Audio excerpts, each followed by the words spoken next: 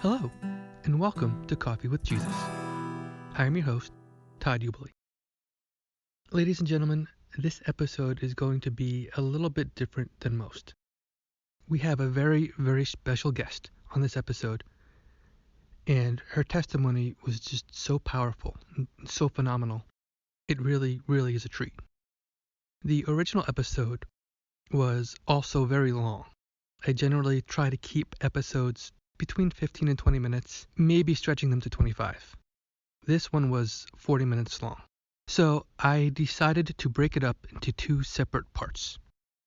This episode will be part 1, and a week later, I will release part 2 as a special episode. Generally, I release episodes on a bi-weekly schedule. So in part 1, I will introduce our guest, and we will hear the first part of her testimony. And then in part 2, we will hear the remainder of her testimony. Ladies and gentlemen, our guest is a Christian author. She is a homeschooling mother, and she likes to write modern-day parables. Please join me in welcoming Michele Dalton. Michele, thank you very much for joining us today. Would you please start by telling us a little bit about yourself and about your background? Sure. I'm a stay-at-home mom. I homeschool my son who has Down syndrome and autism. And I started out my career as a minister in a couple of small churches and worked two jobs, both in the church and then had to have separate income, bivocational, they call it.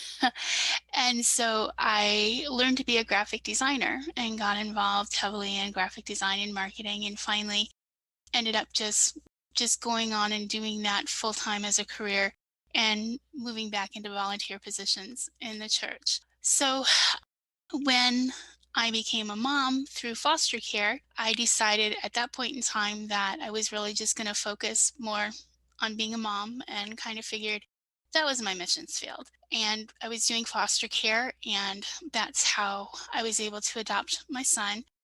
I also, at the same point in time, had two other children that were very close to his age. My two boys were born 6 weeks apart, and then the little girl was just about a year and a half older. So I had three kids under the age of 2, and so that was a full-time job for a long time.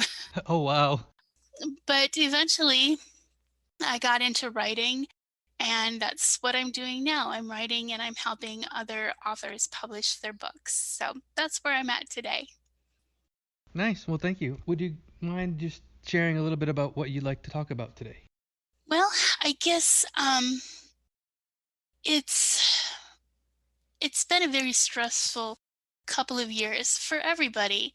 And I think a lot of times we forget how to deal with the the troubles that come along in our lifetimes.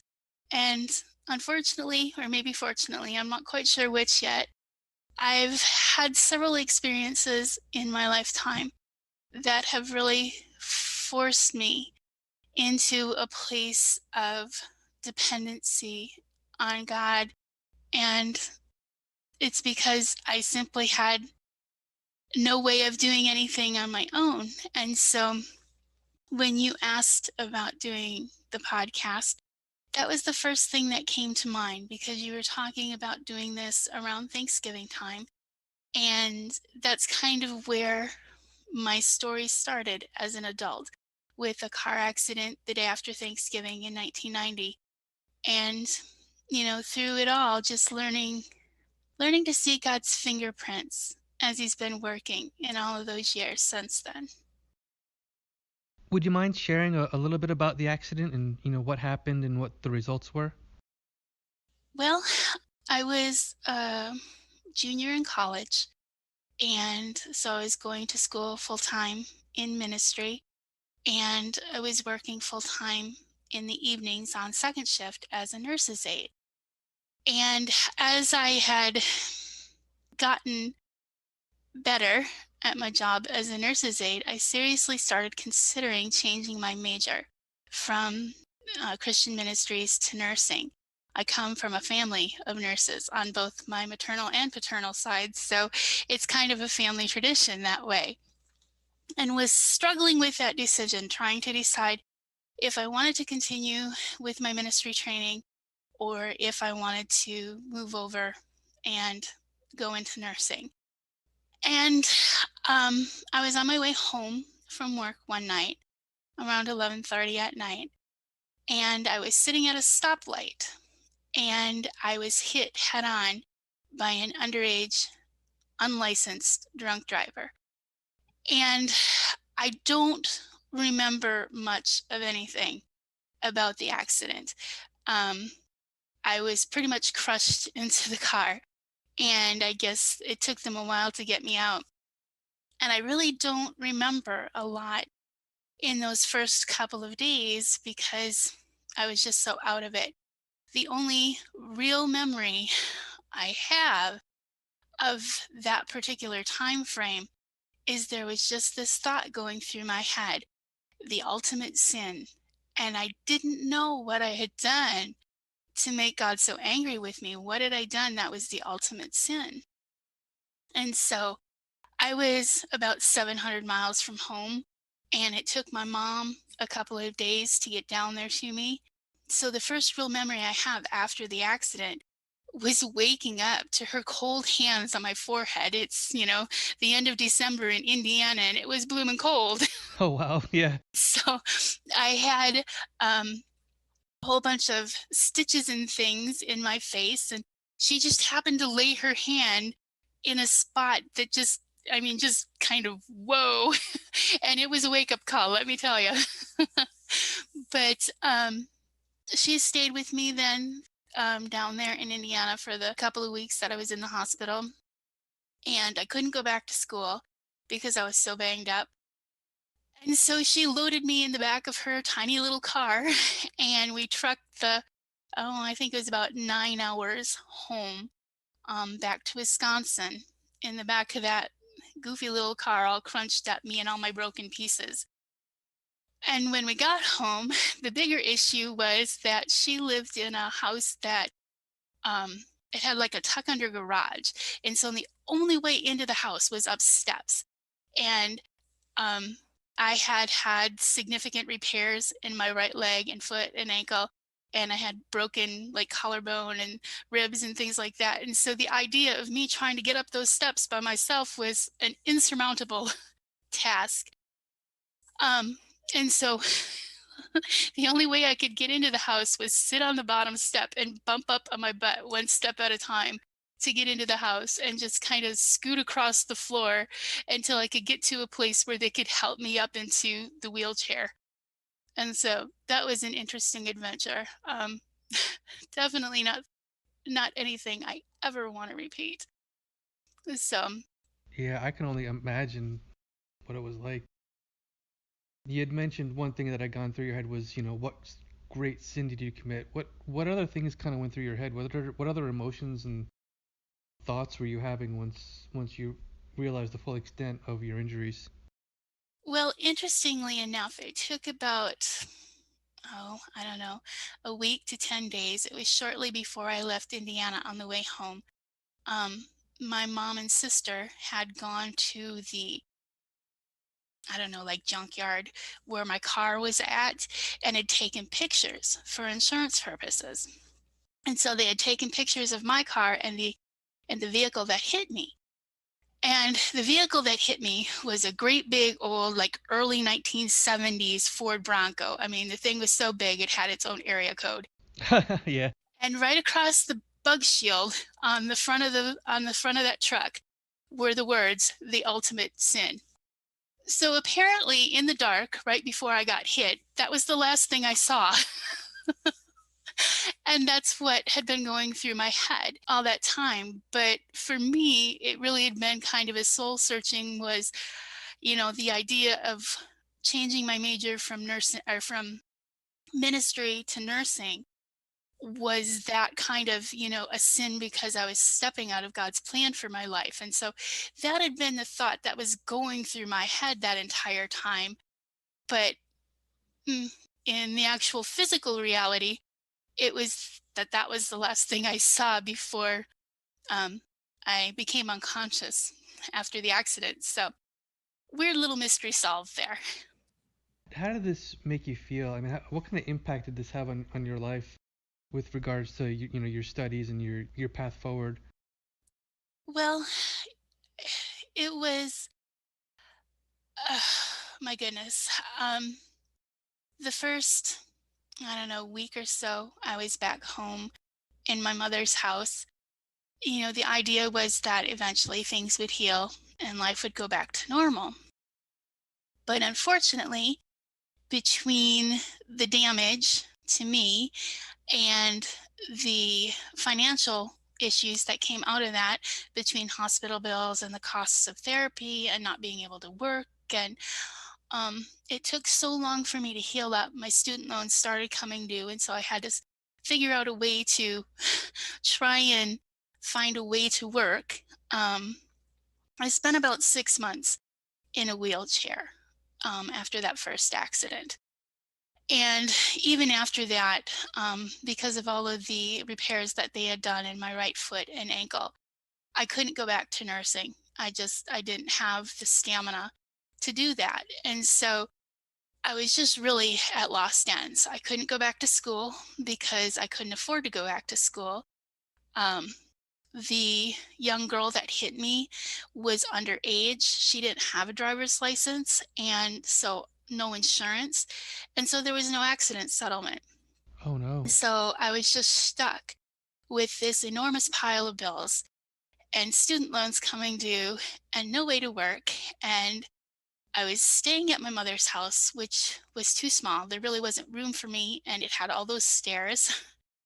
And so, the fallout over the next year was just extraordinary. Um, I couldn't find a job that I could do. I didn't have any money of my own. Um, my mother was um, very stressed. She was a single mom and barely made ends meet the way it was. And so she was, I don't know, in a rush to get me out of the house. She didn't want to have to be responsible for me, which is understandable. I was 20 years old. I should have been, doing this on my own. But it was an emotional blow because I just felt like I didn't have anyone. And so um, it just it really led to a time of, I can't even say soul searching. It was just such a dark place, and in my naive state, I didn't realize that you really shouldn't write checks if you don't have any money in your account, because I thought, well, I'm going to get a job soon, and I'll pay. I'll pay people back. But they kept sending me bills for the hospital, and they kept sending me bills for student loans, and so I would just write them a check, thinking I was buying myself time, and all I was doing is buying myself trouble. And so um, that turned into a great big legal issue.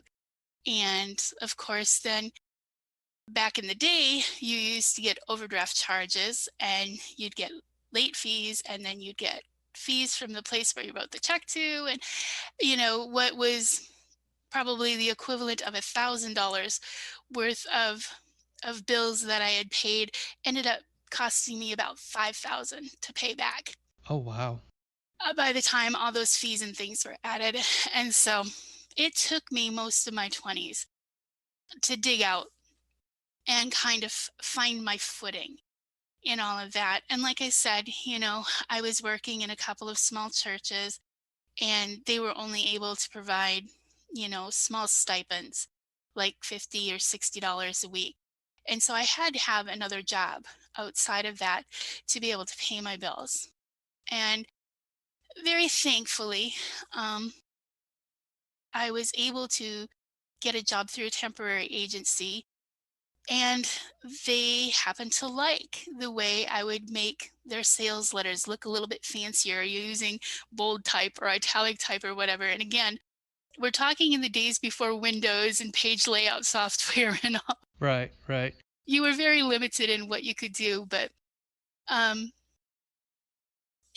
out of that grew the ability to start doing graphic design work for that company. They invested in the first Windows computer in their office. They invested in the first page layout software for me to learn. And so I was very fortunate to be able to train as an apprentice almost, I guess, in a new career that way. And that just kind of started me off then on a different path. And so I'm very thankful for that because it's something I had a talent for and didn't know it. And God just kind of, you know, He opened doors that I didn't realize He was opening. And so, you know, I made it through my 20s and my 30s, and I got married and started doing foster care and ended up with my son that we were able to adopt. And during all that time, I had started my own design business. And so I was able to be a stay at home mom, which was really important to me. Would you just mind sharing a little bit? You've shared a little bit about the impacts it's had to your life emotionally. How did this affect you as you were going through this? Just I can't even imagine the stress or the anxiety associated with just the surgeries and the bills all the fallout. Would you mind talking about that a little bit? You know, I have always been um, kind of reserved and quiet person. Have never had a lot of friends. Usually I had, like one or two friends that I considered close friends. And so when all of this happened, I really was just very alone because I didn't have any friends. Um, my mom was doing her best, but she just looked at me one day and she said, I wished you would have died in that accident because things were so bad. Oh my goodness. And, it's, you take that to heart, you really do. And you just can't quite get your feet under you. Ladies and gentlemen, thank you very much for listening. I hope that you enjoyed part 1. I promise you that part 2 is even more powerful.